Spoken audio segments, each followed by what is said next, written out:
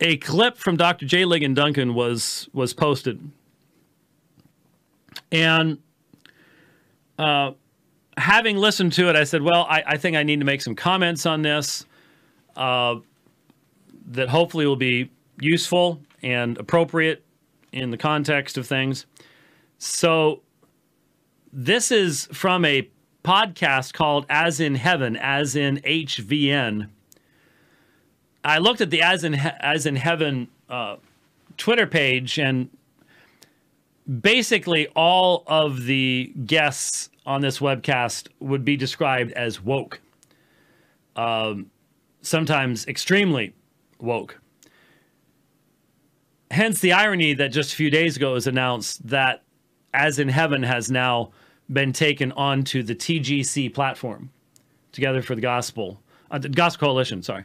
Gospel Coalition platform is now one of the webcasts from TGC. I think it says something in and of itself. Anyway, let's go ahead and listen to it, and then I'd like to make some comments. This is Dr. Ligon Duncan, who, of course, is the head of the RTS system of schools, headquartered in Jackson. And let's just fire it up here. Can you imagine the gospel impact if Bible-believing Protestants, Methodists, Baptists, Presbyterians had said of their Bible-believing Christian brothers and sisters in Baptist churches and elsewhere, you're not going to kill our brothers and sisters in Christ. You're not going to defraud our brothers and sisters in Christ. You're not going to wrongfully imprison our brothers and sisters in Christ. You're not going to mistreat our brothers and sisters. Can you imagine the gospel impact of that?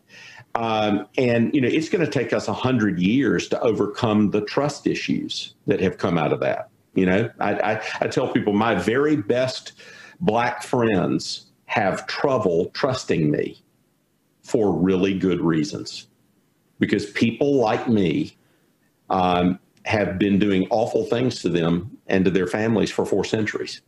You know, it's going to take a while before the trust issues that exist between otherwise good friends in Christ are going to be addressed. We've got generational issues here.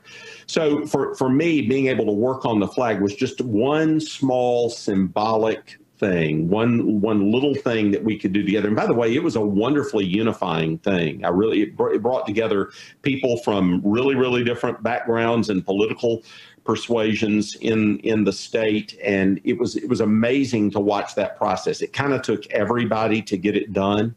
And it was one way that as a Christian, I could help say, we want everyone in this state to know that you're our neighbor, and we want to love our neighbors, and you're in the image of God, and we want you to be treated with dignity, and this state belongs to you as much as it belongs to me.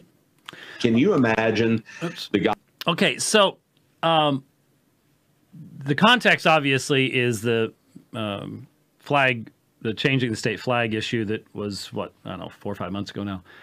Well, it was over the summer, so maybe a little bit more than that, but I think it was about 4 or 5 months. But the key here is what is said.